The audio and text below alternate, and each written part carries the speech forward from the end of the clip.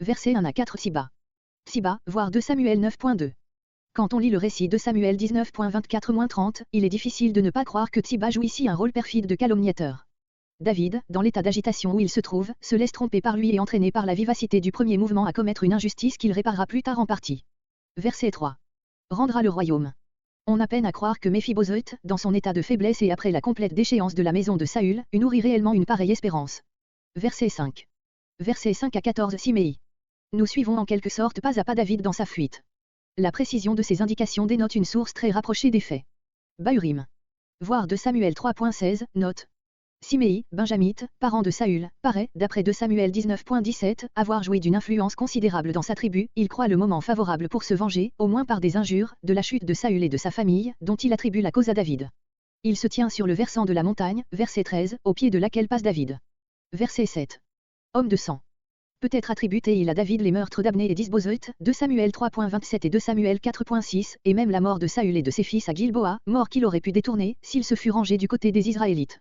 Verset 10. David, conscient du meurtre d'Uri et de tant d'autres braves d'Israël qui ont péri avec lui, accepte ces injures comme méritées.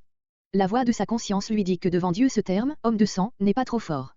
C'est par cette humilité profonde que, malgré la gravité de ses fautes, David a pu être encore l'homme selon le cœur de Dieu. Qu'ai-je à faire avec vous? Littéralement, qu'y a-t-il de commun entre moi et vous? David s'adresse à Joab et à Abisaï, quand même celui-ci seul a parlé. Il veut caractériser par là la différence de sentiments entre eux et lui et repousser leur ingérence dans un domaine où il n'a d'autre juge que sa conscience. Verset 14. Aïephim. Ce mot signifie « fatigué ». Plusieurs traduisent donc « ils arrivèrent fatigués ».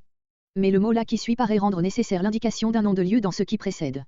Ce nom de lieu doit donc être le terme d'Aïephim, mot dont le sens serait « un endroit où l'on n'arrive que fatigué ». Il importait à David de ne pas passer la nuit dans les plaines ouvertes du Jourdain où sa troupe pouvait facilement être surprise et taillée en pièces. Verset 15. Verset 16.15 à 18.33 Court règne d'Absalom, sa défaite et sa mort. Verset 18. Chusaï feint d'envisager la réussite du complot et l'assentiment du peuple comme une preuve de la volonté divine. Verset 19.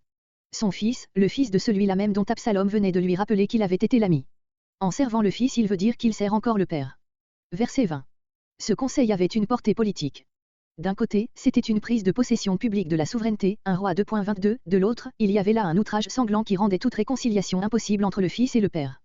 Ahitophel ne se doutait pas que, par ce conseil d'une prudence toute humaine, il travaillait à l'accomplissement de la menace faite jadis à David par Nathan, 2 Samuel 12.11. Verset 23. Soit pour Absalom. L'influence d'Ahitophel avait déjà dirigé la conduite précédente d'Absalom.